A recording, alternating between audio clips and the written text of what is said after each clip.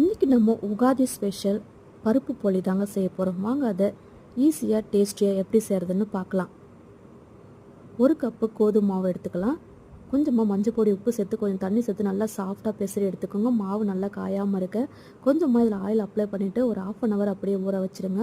நான் ஒரு கப்பு கடலைப்பருப்பு எடுத்து நல்லா ஊற வச்சுருக்கேன் 2 மணி நேரம். இப்போ இதில் ஒரு குக்கரில் சேர்த்துட்டு தண்ணி ஊற்றி வேக வச்சு எடுத்துக்கோங்க. இப்போ மிக்ஸால் எடுத்துகிட்டு ஒரு பாத்திரத்தில் சேர்த்துக்கோங்க.